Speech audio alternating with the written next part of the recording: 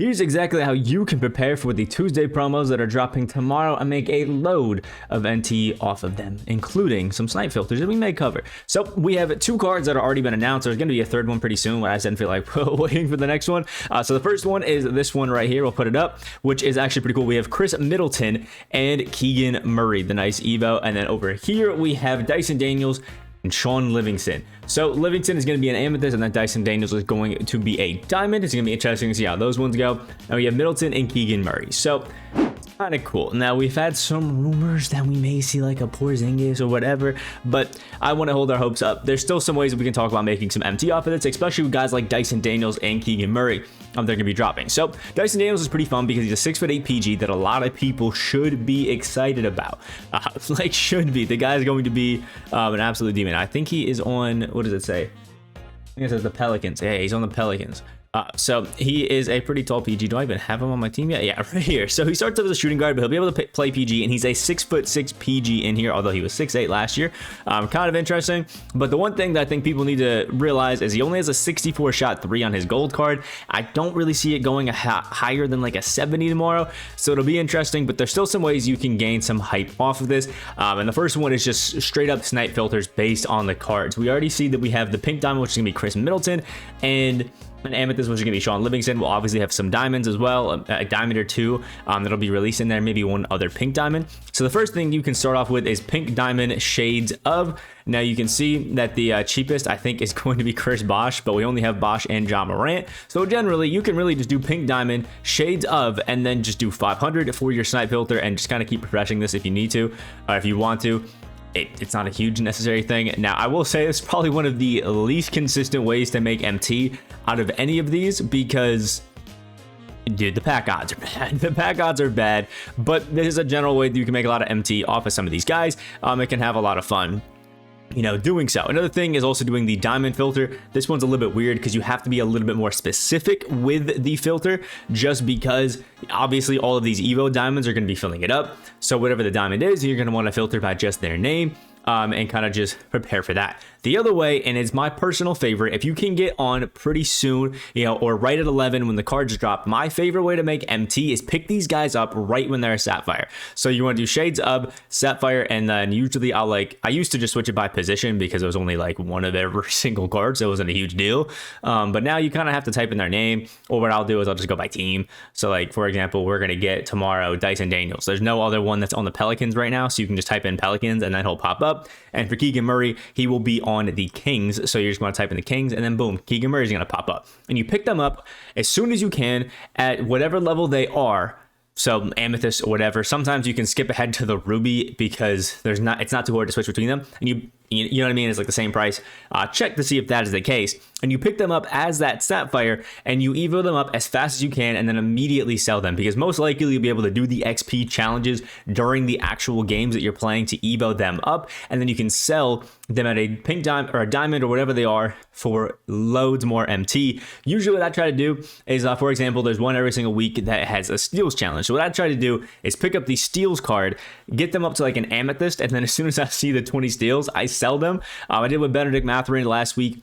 Went from 15k, which I bought him for as a Sapphire, and then sold him for 39k as an amethyst. If you got him up to a diamond, I could have got, I think, 50k MT for him at the time, but I just didn't feel like getting 20 more steals when I already got 15. It's just not too worth it for me personally. But that's definitely one. If you are skilled at getting steals, it is literally so easy. And for example, the shades of 3, I used Benedict Mathurin and Dang, and all I needed to do was get 2 blocks and 3 rebounds with Dang. During the course of all those, it was really easy. And then 20 points in the paint with Benedict Mathurin. I mean, that's insanely easy. You can do it the first evo before he's even a ruby.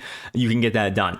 So definitely something to look at is doing those. And even if you don't feel like evoing the cards, you can still make a lot of MT by just sitting on the Sapphire shades of whatever team it is, and then just going down to whatever the cheapest ones are going to be, and just keep constantly refreshing, trying to find and get snipes for a lot of these cards. The cheapest ones I think that are going out right now are somewhere around like 7 to 6k MT, if I'm not mistaken, for some of these Sapphires. So let's just say the cheapest that Keegan Murray is going for tomorrow is like 10k. What I like to do is 2k has a 10% tax, I'm pretty sure. It might be 15 from it. So what I try to do is whatever the lowest amount is, I'll take 15% off of that. Just use a calculator and then just pick up anybody that's that price or below, and constantly try to flip them, because people are trying to get those amethysts or those sapphires. They pop up a lot more consistently than the pink diamonds and things like that, and you can kind of just flip those. And then the other thing that I love to do to make MT for a lot of these, new packs that are coming out is take stock of the announcement pictures that they're putting out. We know we get Chris Middleton and Sean Livingston as of right now. Now with Chris Middleton, we know that he's going to be good at threes, and he's going to be good at defense. And then Sean Livingston, he's going to be good at everything but shooting. Even his mid-range is going to be muddy. So there's certain badges that they're going to maybe be missing out on that will help them out, that you can pick up and you can flip for loads of MT. So for example, we know Chris Middleton and Sean Livingston both may lack a little bit of finishing. Sean Livingston's going to be good at it, but maybe he doesn't have post-rise, or maybe he doesn't have pro touch, anything like that. Badges that that these cards are going to probably want, or shoe boosts that some of the higher pink diamonds might need. You can pick these up the night before or ahead of time as soon as these things are dropping, or maybe like right before the packs drop.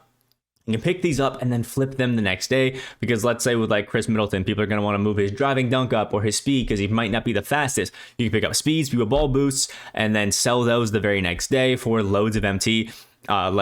Let's just say in a hypothetical, mid-range right now is like 2K, but then when they drop a card, he's got a 60 mid-range, but everything else on the card's perfect. People might be picking up these mid-range ones, and suddenly it's 7K MT. It goes from 2 to 7. I mean, that's kind of how these things work. I recently sold a lot of the badges that I had on deck, because bronze catch and shoot went from like 1K that I had it at to 8,000 that I sold it at over the time, because packs dropped and cards were hyped up. Let's say that Chris Middleton has silver agent 3s, but he doesn't have gold agent 3s. Now gold agent 3s is going to be going for more. So those are kind of just like hedge your bets, kind of things that you can do. And what I love to do is pick up these badges and just flip them, especially because you can hold on to these badges and wait till, for this example, October 15th. That is the weekend before the new season resets. It's a Saturday at 1 p.m. The new 250K tournament qualifiers are going to start. So all you have to do is hold your badges until then, and then you can start selling them and just rinse and repeat, even if you don't get those flips. And that's what I love to do, is head over to these auction houses. I usually go to badges, and because it usually becomes like a morning routine on like a Thursday or something like that, I'll kind of just go for like minimum and just check if there's any badges, let's say for 350 to 500 MT that are super cheap. And I'll kind of just scroll through these as ones that I like. Bully is a badge that I like for 500 MT, so I'm going to pick that one up, just because if a card doesn't have it, I want to be able to add it. Same thing with Agent 3s. I'm not saying that these have a massive amount of value, but these are badges that I personally like and I want to add to cards, so I'm going to pick them up.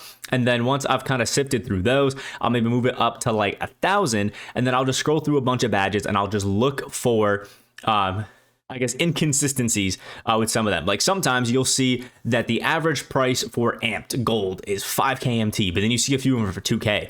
Pick up those ones for 2K. You can flip them right there if you want to, or save them for a rainy day and sell them. It's just generally what I do. And I'll just go through, around 1,000 or something like that, and I'll just keep moving the price up and down, up and down, up and down until I can find some other ones, and just kind of do this constantly. It's one of my favorite things to do. Yes, it takes a little bit of time, it takes a little bit of effort, but if you only got, an hour for the day that you can play and you want to make some MT and just stack some things up, this is generally the best thing that you can do. You can spend an hour picking up some badges and shoe boosts, get off, and then the next day or whenever they're finally worthwhile, check their prices and then sell them super easy. And it's literally my favorite way to make MT. It's Evo cards and flip badges. It's super easy. You can see that I've been slacking on it because I'm playing a bunch of my career, but it's definitely pretty easy and pretty fun. So let me know what you guys think about the content that is dropping tomorrow. I did show the 2 images, and let me know, what your current MT amount is down in the comment section below. Like the video if you did enjoy, and subscribe if you are new to the channel. Hope you have a great rest of your day, and let me know if you want to see this as a consistent series. I can drop these once or twice a week. I'll probably do some snipe filters on the weekend, anything like that. Let me know. Hope you guys have a great rest of your day, and I will see you in the next video.